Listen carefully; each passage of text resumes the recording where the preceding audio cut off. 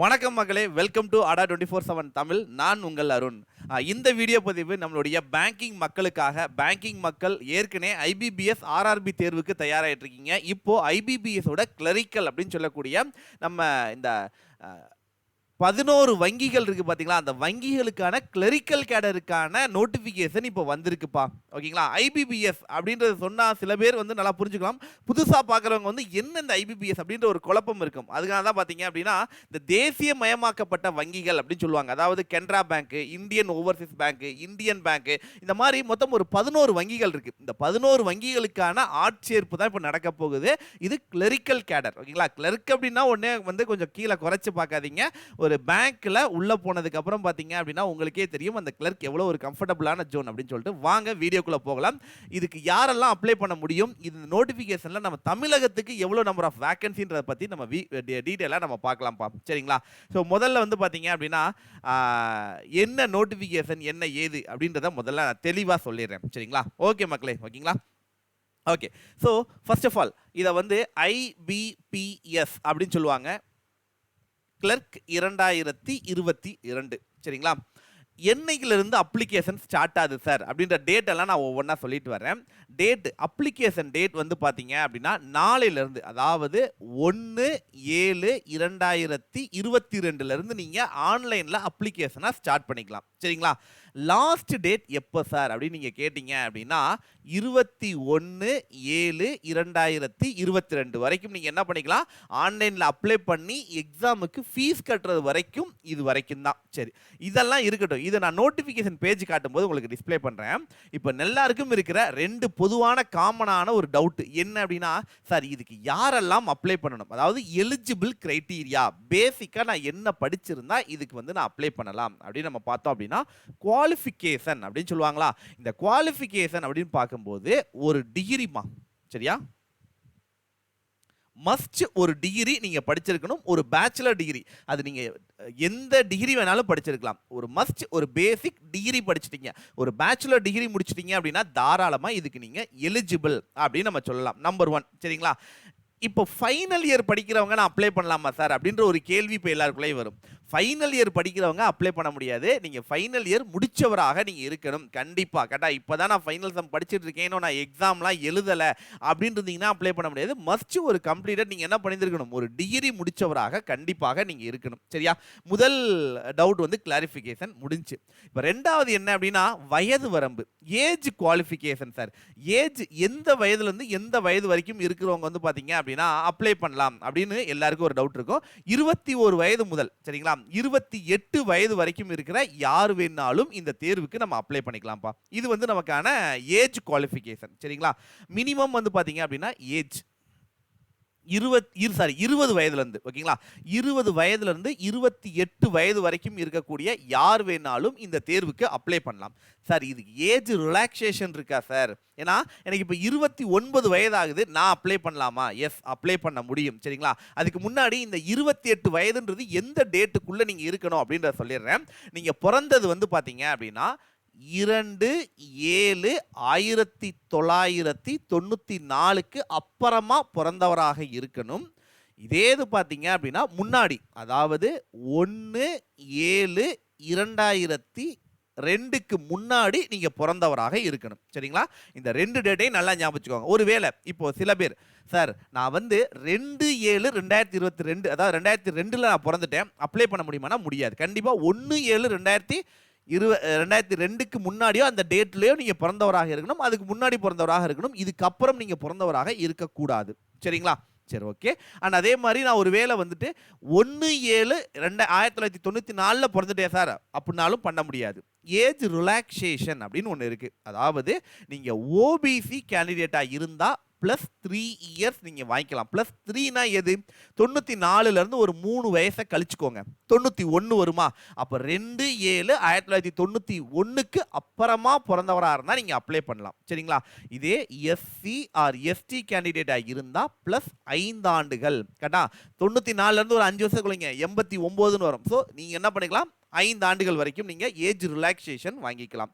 இதுக்கு அப்புறம் பார்த்தீங்கன்னா benchmark disability, person benchmark disability இருக்காங்கல்ல, பிடபிலிட்டி கேண்டிடேட், அவங்களுக்கு வந்து பார்த்தீங்கன்னா 10 இயர்ஸ் வந்து ஓகேங்களா 10 இயர்ஸ் வரைக்கும் அவங்களுக்கு கொடுப்பாங்க. இந்த மாதிரி அதுக்கப்புறம் எக்ஸ் சர்வீஸ் மேன் அவங்க எல்லாருக்குமே அந்தந்த ஏஜ் ரிலாக்ஸேஷன்லாம் இருக்குது. சரிங்களா?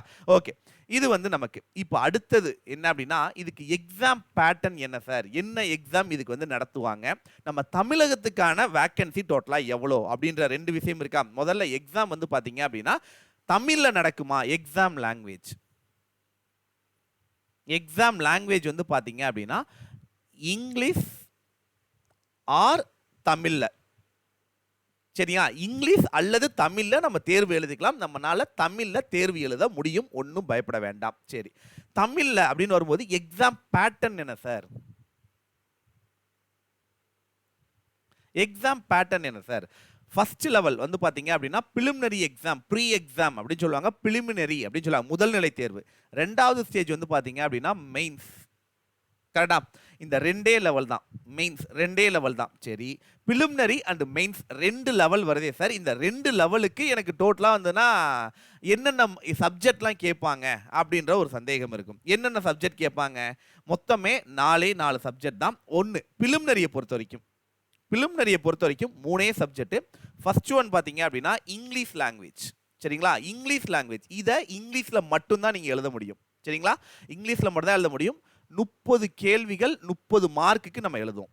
ரெண்டாவது பார்த்தீங்க அப்படின்னா ஆப்டிடியூட் அப்படின்னு சொல்லுவாங்க. நம்மளுடைய இதை வந்து தமிழ் அல்லது இங்கிலீஷில் நம்ம எழுதிக்கலாம். 35 கேள்விகள் 35 மார்க்குக்கு கேட்பாங்க.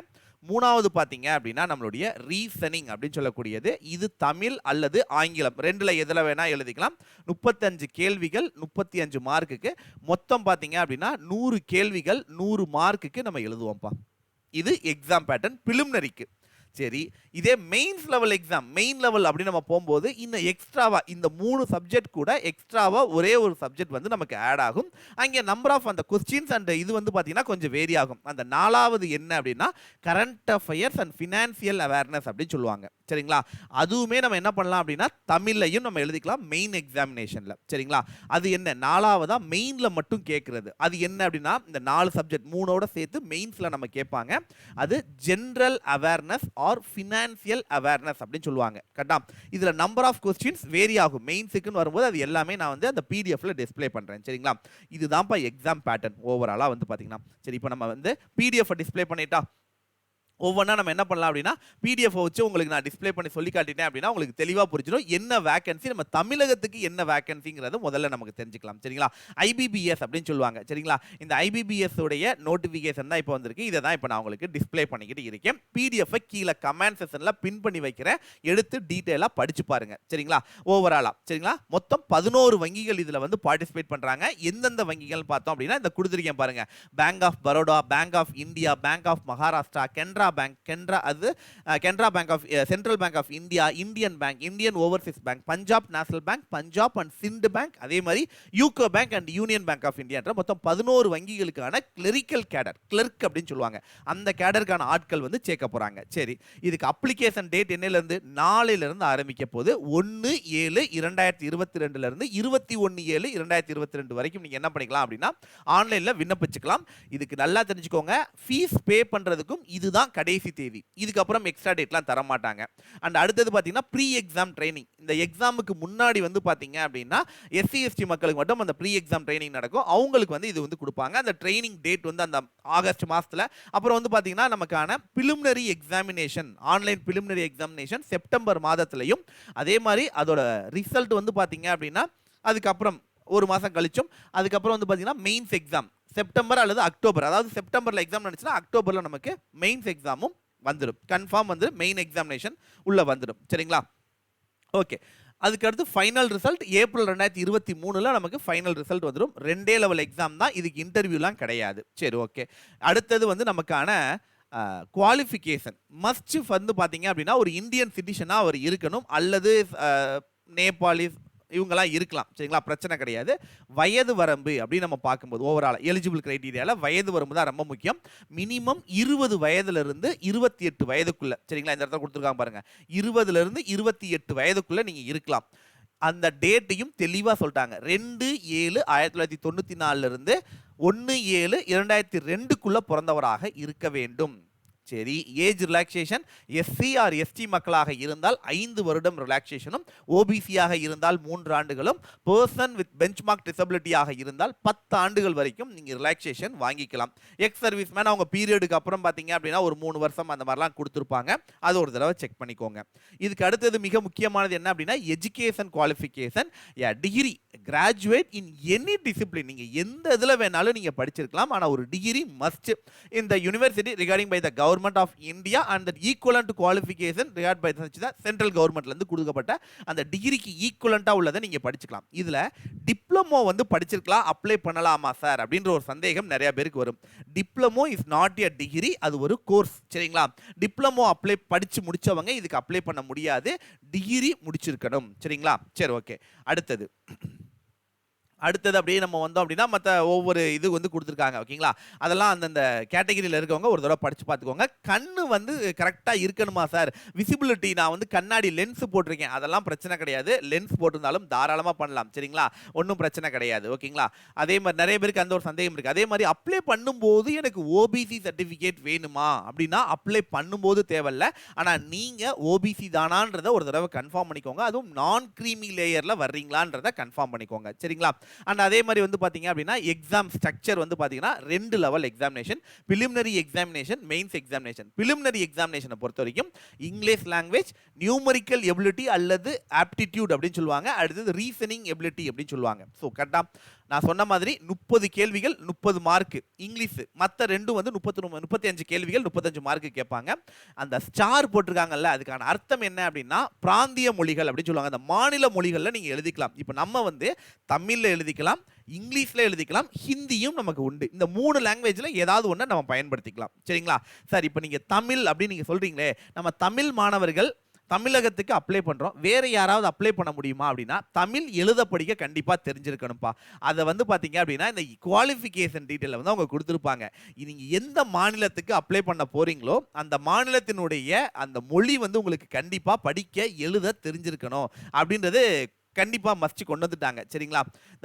the preference of the official language of the state or union territory candidate should know how to read, write and speak. நீங்க கண்டிப்பா எழுத படிக்க வாசிக்கிறதுக்குலாம் நீங்க கண்டிப்பா தெரிஞ்சிருக்கணும். அந்த வேகன்சி ப்ரிஃபர்டபிள் அப்படின்றத எனக்கு கொடுத்துட்டாங்க. சரியா? அப்போ கண்டிப்பாக நீங்கள் என்ன பண்ணியிருக்கணும், அந்த மொழி தெரிஞ்சிருக்கணும். ஓகேங்களா? அது ப்ரிஃபர்டபிள் அப்படின்றத எனக்கு சொல்லிட்டாங்க. சரி, ஓகே. அடுத்தது பார்த்தீங்க அப்படின்னா மெயின்ஸ் எக்ஸாம் பொறுத்த வரைக்கும் என்னது, நமக்கு 4 subject: general and financial awareness, general English, and அதே மாதிரி நமக்கான reasoning ability, computer aptitude and then quants aptitude. ஓகேங்களா? 4 சப்ஜெக்ட். இதில் லாங்குவேஜை தவிர, இங்கிலீஷ் லாங்குவேஜை தவிர மீதம் இருக்க 3 சப்ஜெக்டையும் நான் தமிழ் மொழியில் நான் எழுதிக்கலாம். சரிங்களா? அண்ட் அதே மாதிரி வந்து பார்த்தீங்க அப்படின்னா நமக்கு தேவையான மொழி என்ன, ஓகேங்களா, நீங்கள் என்ன மொழி வந்து நீங்கள் தெரிஞ்சிருக்கணும் அப்ளை பண்ணும்போது. நம்ம தமிழகத்துக்கு வந்து பார்த்தீங்க அப்படின்னா தமிழ்நாடை பொறுத்த வரைக்கும் இங்கிலீஷ், ஹிந்தி, தமிழ் இந்த 3 லாங்குவேஜில் உங்களுக்கு வந்து கொடுப்பாங்க. தமிழ் லாங்குவேஜ் நமக்கான லாங்குவேஜ். சரிங்களா? இந்த 3 லாங்குவேஜில் நமக்கு எக்ஸாம் வந்து நடக்கும்பா. இதில் எதை வேணாலும் நம்ம செலக்ட் பண்ணிக்கலாம். நமக்கு இங்கிலீஷ் ப்ளஸ் தமிழ் கேட்பாங்க. சரிங்களா? இல்லது ஹிந்தி ப்ளஸ் இங்கிலீஷ் வரும். சரிங்களா? நம்ம இங்கிலீஷ் ப்ளஸ் தமிழை வந்து நம்ம அப்ளை பண்ணிக்கலாம். சரி, ஓகே. தென் அடுத்தது என்னது, நமக்கு வேக்கன்சி டீடைல்ஸ். ரொம்ப ரொம்ப முக்கியம் அதுதானே. அடுத்தது தமிழகத்துக்கு எவ்வளோ சார் வேக்கன்சி, நம்ம தமிழகத்துக்குன்னு தனியாக வேக்கன்சி உண்டா அப்படின்னா கண்டிப்பாக உண்டு. மொத்தம் 6000 ப்ளஸ் வேக்கன்சி டோட்டலாக வந்திருக்கு. இதில் நம்ம தமிழகத்துக்கு மட்டும் அப்படின்னு நீங்கள் எடுத்துக்கிட்டீங்க அப்படின்னா ஓவராலாக 288 வேக்கன்சி கொடுத்துருக்காங்கப்பா நம்ம தமிழகத்துக்கு அப்படின்னு நம்ம பார்த்தோம் அப்படின்னா. ஓகே, இங்கே வந்துட்டாங்க. சரிங்களா? ராஜஸ்தான் வந்துருச்சு. ஓகே, திரிபுரா மேலே தமிழகம். ஓகேங்களா? தமிழ்நாடு. ஸோ தமிழ்நாடு இது நான் டிஸ்பிளே பண்ணுறது தமிழ்நாடு. ஒவ்வொரு பேங்க் வைஸாக அவங்க கொடுத்துருப்பாங்க. ஃபார் எக்ஸாம்பிள் பேங்க் ஆஃப் பரோடாவை பொறுத்த வரைக்கும் பார்த்தீங்கன்னா எந்த வேக்கன்சியும் இப்போதைக்கு கொடுக்கல. என்ஆர் அப்படின்றது இப்போதைக்கு அப்டேட் பண்ணல, பட் ஃபியூச்சரில் அப்டேட் ஆகலாம். சரிங்களா? ஃபியூச்சரில் அப்டேட் ஆகலாம். ஆனால் 0ன்னு கொடுத்துட்டாங்க அப்படின்னா அதில் எந்த மாற்றமும் ஆகாது. என்ஆர் கொடுத்தது மாறுறதுக்கு வாய்ப்பு இருக்குது. ஸோ டோட்டலாக 288ன்றது கூடுறதுக்கு வாய்ப்புகள் நல்லாவே இருக்குது. ஒரு 350 வேக்கன்சி வரைக்கும் வர்றதுக்கு சான்ஸ் இருக்குது. நம்ம பொறுத்து இருந்து பார்க்கலாம்னு வச்சுக்கோங்களேன். அடுத்து பேங்க் ஆஃப் இந்தியாவை பொறுத்த வரைக்கும் டோட்டலாக 17 வேக்கன்சி கொடுத்துருக்காங்க. பேங்க் ஆஃப் மகாராஷ்டிரா வரைக்கும் அப்டேட் பண்ணலை. Canara bank 100 vacancy, central bank of India 66, Indian bank update பண்ணலை, இந்தியன் ஓவர்சீஸ் பேங்க் அப்டேட் பண்ணலை, Punjab and Sindh bank 2, Punjab nationalise bank 0 அப்படின்னு சொல்லிட்டாங்களா. சொல்லிட்டாங்களா, ஆக்சுவலாக ஜீரோன்னு சொல்லிட்டாங்க அப்படின்னா இங்கே எங்கள் வேகன்சியும் இல்லை. என்ஆர் அப்படின்றது இன்னும் அப்டேட் பண்ணலை, ஃபியூச்சரில் அப்டேட் பண்ணுவாங்க. கண்டிப்பாக கிட்டத்தட்ட 1 2 3 4 பேங்க் வந்து இன்னும் கொடுக்கறதுக்கு வாய்ப்பு இருக்குது. ஒரு பேங்க்கில் அப்ராக்சிமேட்லி ஒரு 25 வேகன்சி கொடுத்தா கூட இன்னும் நமக்கு என்னது நல்ல வேகன்சி வர வாய்ப்பு இருக்குது. உடனே 258 தானான்னு கவலைப்படாதீங்க, கண்டிப்பாக 350க்கு மேலே போக வாய்ப்பு நிறையவே இருக்குது. அது பின்னாடி நம்ம பார்த்துக்கலாம்னு வச்சுக்கோங்களேன். இப்போதைக்கு அஃபீஷியலாக வரல, நம்ம அதுக்கப்புறம் பார்த்துக்கலாம். சரியா, இது நம்ம தமிழகத்துக்கான வேகன்சிப்பா. சரிங்களா, இப்போ பாண்டிச்சேரி சில பேர் கேட்பீங்க, சார் நான் பாண்டிச்சேரியிலேருந்து நான் வீடியோ பார்த்துட்டு இருக்கேன், எனக்கு எவ்வளோ சார் வேகன்சின்னு கேட்டிங்கன்னா 2 வேகன்சி. போன வருஷம் பார்த்தீங்கன்னா I think 29 வேகன்சியோ 39 vacancy, around 40 vacancy பக்கத்தில் போன வருஷம் கொடுத்துருந்தாங்க. பட் இந்த வருஷம் 2 வேகன்சி தான் வந்திருக்கு. அந்த 2 வேகன்சியும் கனரா பேங்க் வந்து கொடுத்துருக்காங்க. ஸோ பாண்டிச்சேரிக்கு இவ்வளோ தான் வேகன்சி. சரிங்களா, இதுதான் நம்மளுடைய வேகன்சி டீட்டெயில் மேம். சரிங்களா, ஸோ இதுதான் வந்து நம்மளுடைய ஓவரால் விஷயம். சரிங்களா, ஆன்லைன் அப்ளிகேஷன் ஹவு டு அப்ளைங்கிற வீடியோ நான் செப்பரேட்டாக தர்றேன். அண்ட் இதோட ஸ்ட்ராட்டஜி மற்ற எல்லா வீடியோக்களும் நம்ம தனியாக பார்த்துக்கலாம். இப்போதைக்கு இதுதான் நோட்டிஃபிகேஷன் வந்திருக்குது. சரிங்களா, இப்போ தான் ஜஸ்ட் நோ நோட்டிஃபிகேஷன் வந்திருக்குது.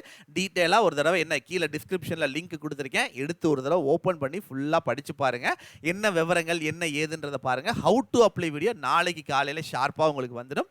அதை பார்த்துட்டு அதுக்கப்புறம் விண்ணப்பிக்க ஆரம்பிங்க. என்னென்ன தேவை அப்படின்றத நான் தனியாக அந்த வீடியோ பதிவில் நான் உங்களுக்கு ஷேர் பண்ணுறேன் மக்களே. சரிங்களா, அண்ட் மக்களே, ஸோ மறக்காமல் இந்த வீடியோவை நண்பர்களுக்கெல்லாம் ஷேர் பண்ணி அவங்களையும் கொஞ்சம் ப்ரிப்பரேஷனை ஸ்டார்ட் பண்ண சொல்லுங்கள். கண்டிப்பாக வந்து உங்களுக்கு தேவையான கிளாஸஸ் சப்போர்ட்டாக ஆகட்டும், எல்லாமே யூடியூப் ஆகட்டும், எல்லாமே உங்களுக்கு நாங்கள் ரெடியாக கொடுக்க ரெடியாக இருக்கும். சரிங்களா, பார்ப்போம் ஒவ்வொன்றா. இந்த தடவை கண்டிப்பாக வேறு லெவலில் நம்ம பெர்ஃபார்மன்ஸ் தெரிவிக்க விட்டணும்.